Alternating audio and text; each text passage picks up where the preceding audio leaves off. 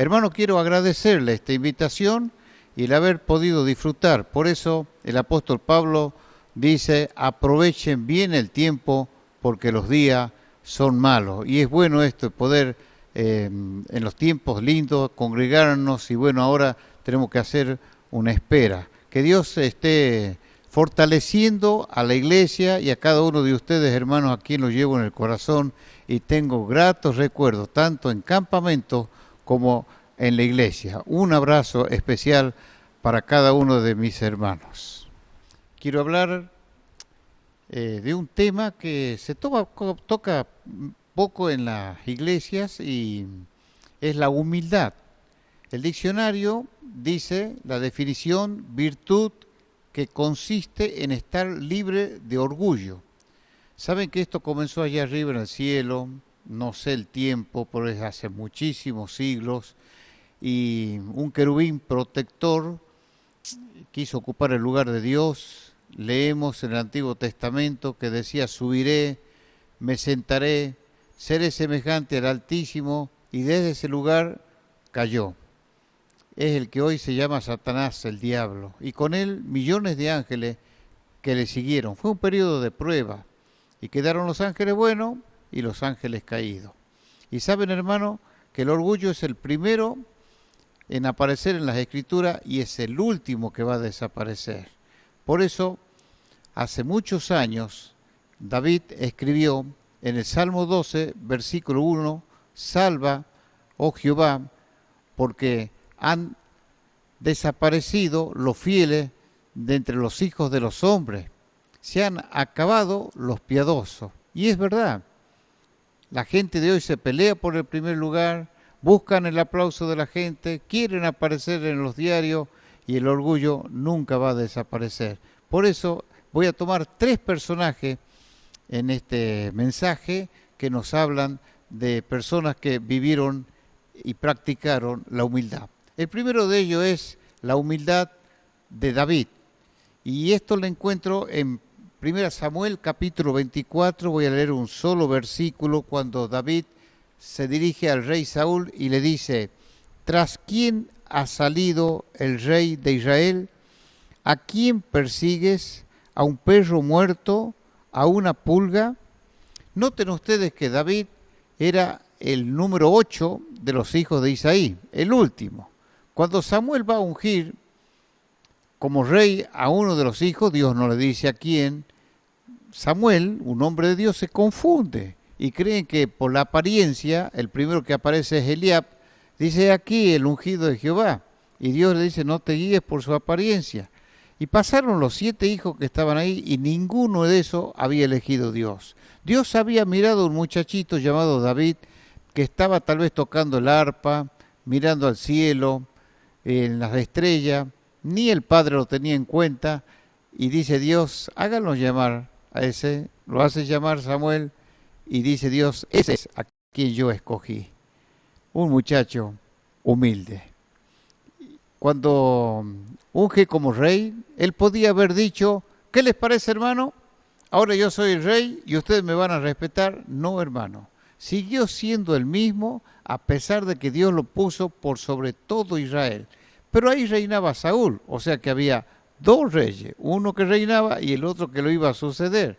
¿Cómo hacemos desaparecer el otro? Y matándolo, o que Dios lo haga salir. Pero para eso tuvo que esperar 10 años huyendo de la presencia de Saúl. ¿Por qué todo esto, hermano? Para que David aprenda paciencia, dependencia y humildad. Y así fue. En la cueva, los que estaban allí le dijeron, este es el momento en que Dios te ha dicho que lo mates a Saúl. Saúl entró a la cueva para hacer sus necesidades y los hombres estaban adentro de la cueva y uno de ellos dice, ahí está, Dios te lo ha puesto. Se levanta David, le corta un pedacito del manto y se turba. No voy a levantar mi mano contra el ungido de Jehová. Qué experiencia y qué bueno para nosotros la enseñanza, hermano, de amar a nuestros enemigos. También cuando él pecó, es cierto que no solo cometió adulterio y fue el autor intelectual de un asesinato, pero después él se arrepiente Y dice en el Salmo 51, ten piedad de mí, oh Dios, conforme a tus misericordias, conforme a la multitud de tus piedades, borra mis rebeliones, lávame más y más de mi maldad. Hermano, hoy debemos reconocer nuestra falta, y cuando agachamos la cabeza, la bala pasa por arriba de la cabeza, Dios ve nuestra transparencia, y cuando somos humildes ante la presencia de Dios, Él perdona nuestros pecados. Y por último, en este punto que estoy tocando de David, él ya es ancianito y dice en Primera Crónica, el capítulo 29 y el versículo 14, porque ¿quién soy yo y quién es mi pueblo para que pudiésemos ofrecer voluntariamente cosas semejantes? Pues todo es tuyo y de lo recibido de tus manos te damos. ¿Se dan cuenta? Aún en la vejez, David decía, ¿quién soy yo? ¿Y quiénes somos nosotros delante de la presencia del Señor? Polvo de la tierra, limitado, impotente. Tenemos que decir, Señor, nada es nuestro, todo es tuyo. Hace muchos años viví una experiencia en la ciudad de Dianfune. Dianfune pertenece a la ciudad de Córdoba y está a 200 kilómetros de Fría, y que era unas Olimpiadas cristianas. Yo nunca participé, fue la única vez que se hizo eso. Entonces había 8 iglesias, generalmente la mayoría de Córdoba, algunas de La Rioja, y bueno, estuvimos ahí participando de carreras de 100 metros, vóley, fútbol, de todo lo que se hace en unas Olimpiadas. De 8 iglesias, ¿sabe cómo salimos? Octavo, último salimos. Pero bueno, me quedé a ver un partido de vóley, Córdoba contra La Cumbre. En ese tiempo el vóley se jugaba hasta los 15 tantos, iban 14-14. Córdoba hace un punto más, 15-14. De pronto, un amigo mío de La Cumbre remata la pelota y pica adentro, y el árbitro cobra afuera. ¿Viste cómo son los árbitros? Se equivocan. Entonces, da ganador a Córdoba 16-14, porque se tenía que ganar por 2 tantos de diferencia. Entonces, me acerco al muchacho y le digo, escúchame, ¿por qué no reclamaste? Vos viste que la pelota picó adentro, no te quejaste delante del referí. Entonces él me abrazó y me dijo estas palabras al oído que no lo olvido hace 50 años. Ricardo, ganó el que tenía que ganar. Vamos a tomar un café. Se me cayó la estantería.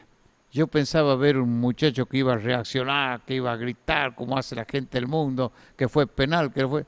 Nada. Esa humildad, hasta el día de hoy, la tiene mi hermano. ¿Y tú, hermano, eres humilde? El segundo personaje que quiero traer en este mensaje se llama Juan el Bautista. Y para eso leo 2 citas. Una está en Marcos capítulo 1 y el versículo 7. Predicaba diciendo, viene tras mí el que es más poderoso que yo, a quien no soy digno de desatar encorvada la correa de su calzado. Tenemos otra frase de Juan el Bautista en Juan capítulo 3, versículo 30.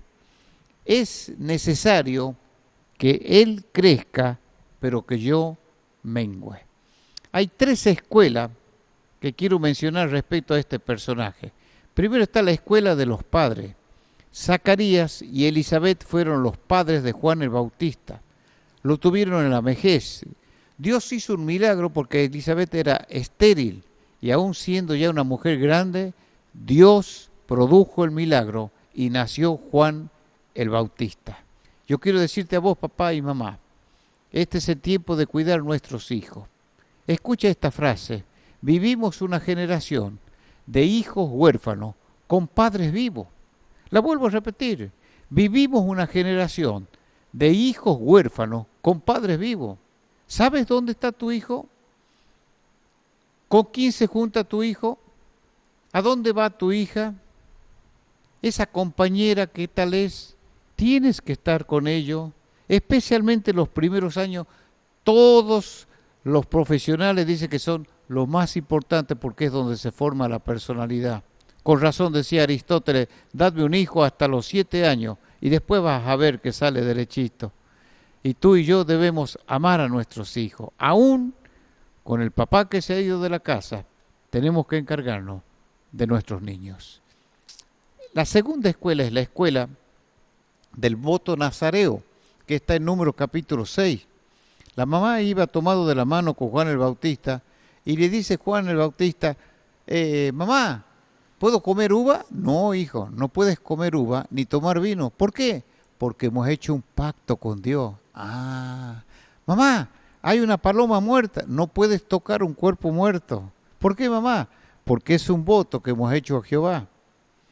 Y el pelo, mamá, que lo estoy teniendo tan largo, no te lo puedes cortar porque eres consagrado a Dios. Esa era la escuela del voto nazareo. Pero faltaba otra escuela, la escuela del desierto. Y lo voy a leer en Lucas capítulo 1, que es el capítulo más largo que tenemos en los 4 evangelios. Tiene 80 versículos. Y dice el versículo 80 justamente, y el niño, Juan el Bautista, crecía y se fortalecía en espíritu y estuvo en lugares desiertos hasta el día de su manifestación en Israel. ¿Qué le parece? ¿Por qué estaba en el desierto? Y porque sus padres tal vez ya habían fallecido.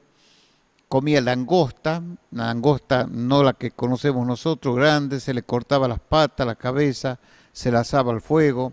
Y la miel silvestre que crecía dentro de las cuevas. Allí Juan el Bautista, con un manto hecho de pelo de cabello, un cinturón de cuero, la gente venía de la ciudad a escucharlo. Los publicanos, los pecadores, los soldados. Tenía una voz tan potente y tan lleno del Espíritu Santo que la gente decía, ¿qué debo hacer para cambiar? Increíble la prédica de este hombre que vivió primero 30 años. ¿Y sabe cuánto predicó? Se calcula que 6 meses fue su prédica. ¿Por qué? Porque su primo Jesús ya lo había bautizado y él dijo, he ahí el Cordero de Dios que quita el pecado del mundo. Cuando la gente le pregunta a Juan el Bautista, ¿tú eres el Dios que había de venir? No, yo soy la voz. La voz es para ser escuchada, la persona era para ser vista. Es necesario que él crezca y que yo mengüe. Es increíble Juan el Bautista, que después estuvo en el calabozo 1 año y le cortaron la cabeza. Pero Jesús dijo, de los profetas, el mayor de todos fue Juan el Bautista. Escucha, querido hermano, no es grande el hombre por su atractivo físico, ni por el capital que posee, ni por la fama que haya alcanzado, ni por todo lo que la sociedad de consumo nos quiere hacer creer. Es grande el hombre y la mujer por la capacidad que tiene para soportar los embates del enemigo. Es grande el hombre y la mujer por el alcance de sus propósitos. Es grande el hombre y la mujer por la humildad que posee y por la integridad de su carácter. Por eso decía Alan Simpson, un escritor, ve por la autopista de la humildad, no lleva mucho tráfico. No me olvido cuando pudimos hacer un viaje a Israel, Dios nos dio ese privilegio en el año 1988, y bueno, por 15 días recorrimos todos esos lugares, y hay algo que no me olvido, es un día cuando el guía nos dice, tienen el día libre, así que hacía mucho calor, fuimos al centro de Jerusalén, y allí mi esposa dice, me gustaría tomar un helado. Ustedes saben que en Israel se habla 2 idiomas, el hebreo y el inglés. Todos hablan inglés. El maletero, el del kiosco, todos hablan inglés. Entonces dije a Gladys, déjame que yo voy a pedir el helado en inglés. Mi inglés era medio indio, así que así como voy, le digo, I want an ice cream, yo quiero un helado. El hombre se sonríe, eran 2 muchachos que estaban ahí, y me hace una pregunta en inglés. Mi esposa, que entiende más, le digo, ¿qué dijo él? ¿Qué gusto querés? Te preguntó. Ah, le digo, vainilla y chocolate. Y se largan a reír y me hablan en español. Dice, habla tranquilo, porque somos tucumanos de Argentina. No te puedo creer. Usted sabe que Santiago y Tucumán estamos de punta. Así que salieron detrás del mostrador, se sentaron y se pusieron a conversar con nosotros, que habían venido como turistas, pero se quedaron a vivir hace 20 años en Israel desde jovencito. Cuando salí, agaché la cabeza y me golpeaba el pecho de decir, qué necio que fui. Por querer ser grande, me hice chiquito y me di cuenta que Dios me humilló. Hermano, tenemos que aprender que Dios abate a los orgullosos y ensalza a los humildes. Y para terminar, el ejemplo supremo es la humildad de Cristo. Y esta la encontramos en Mateo 11, 28. Venid a mí todos los que estáis trabajados y cargados, y yo os haré descansar. Y dice el 29, llevad mi yugo sobre vosotros, y aprended de mí que soy manso y humilde de corazón, y hallaréis descanso para vuestras almas. Qué interesante, hermano. El Señor Jesús cuando nació, no nació en un palacio, sino en un pesebre, donde están los animales. No había lugar para él en el mesón, y se caracterizó por eso. Dice un escritor, cuando nació fue en un mesón, cuando murió fue en una cruz, y en todo su existir no tenía dónde reclinar su cabeza. Vemos la humildad de Cristo durmiendo en una barca, en un árbol del Getsemaní. Vemos la humildad de Cristo cuando venían para hacerle rey porque había multiplicado los panes y dio de comer a 15.000 personas, pero él se fue a la montaña a orar. Vemos la humildad de Cristo cuando ninguno de los discípulos se acercó para lavar los pies del Maestro, pero él tomó una toalla, tomó un latón, agua y lavó los pies de cada uno de los apóstoles. Vemos la humildad de Cristo cuando hacía silencio y como oveja que va al matadero, no abrió su boca, muriendo por cada uno de nosotros. ¿Cuántas gracias debemos dar al Señor Jesucristo por esa humildad? Porque Él vino para servir y no para ser servido. El Señor Jesucristo ahora nos está pidiendo a cada uno de nosotros, vístanse de humildad, de mansedumbre, perdonándonos los unos a los otros. Quiero terminar con un ejemplo que dicen que es una leyenda, ¿no? De hace 250 años antes de Cristo, un príncipe iba a ser emperador porque el padre estaba muy enfermo, pero resulta que para ser emperador tenía que casarse, y las chicas que tenía que elegir tenían que estar dentro del palacio. Habrá sido unas 30 mujeres. Entonces él hizo llamar a todas las chicas al otro día y que iba a hacer una propuesta. La cocinera que estaba allí escuchó eso y fue a decirle a la hija, hija, este príncipe a quien tú amas va a hacer una propuesta, anda y escucha. Y bueno, mamá, sí, no, yo estoy muy enamorada de él, pero voy a ir para que sea para verlo de cerquita. Cuando fue, estaban todas las chicas bien vestidas, con sus joyas adornadas, tratando de impresionar al príncipe. Y el príncipe hizo esta propuesta, voy a darles una semilla para que nazca una flor, y dentro de 6 meses, la que traiga la flor más hermosa, esa va a ser mi compañera, mi amada, mi esposa, la que se va a convertir en emperatriz para toda la vida. La señorita esta, la hija de la cocinera, regaba la plantita y no crecía nada. Llegó el día en que se tenía que presentar y todas las chicas tenían una flor, una más linda que la otra, y ella las manos vacías. Entonces el príncipe dice, voy a pasar por cada uno de ustedes viendo la flor. Y halagaba y alababa a cada una de las señoritas que sonreía diciendo, ¿seré yo la elegida? Y llegó a la hija de la cocinera y le pregunta, ¿qué pasó? Y no sé, dice, mi señor, no floreció.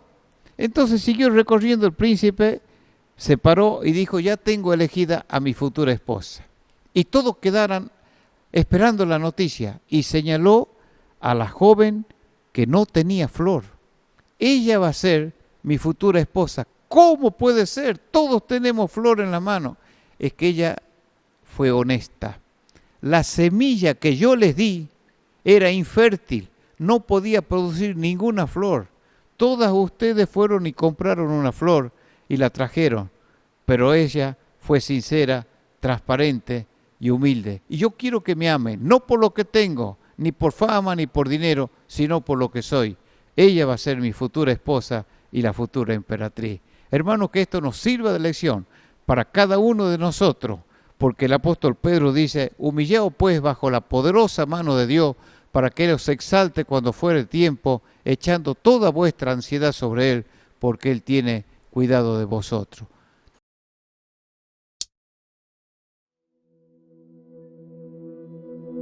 Quiero escuchar tu dulce voz, rompiendo el silencio en mi ser. Sé que me haría estremecer, me haría llorar o reír,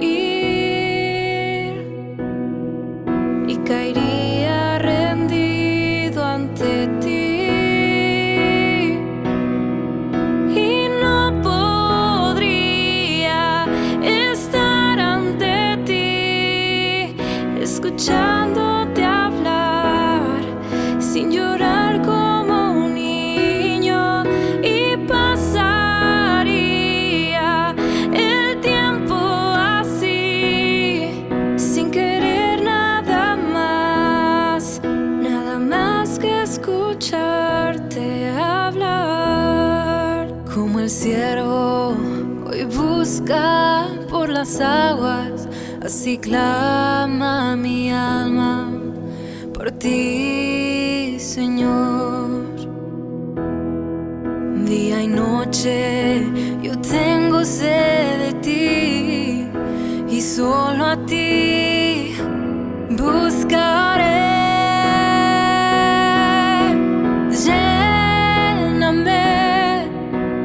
Lléname, Señor, dame más de tu amor. Yo tengo sed solo de ti. Lléname, Señor.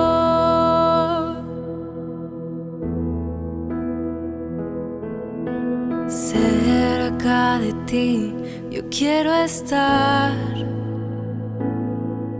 para escuchar tu voz y aprender de ti. Quiero ser un reflejo de tu amor.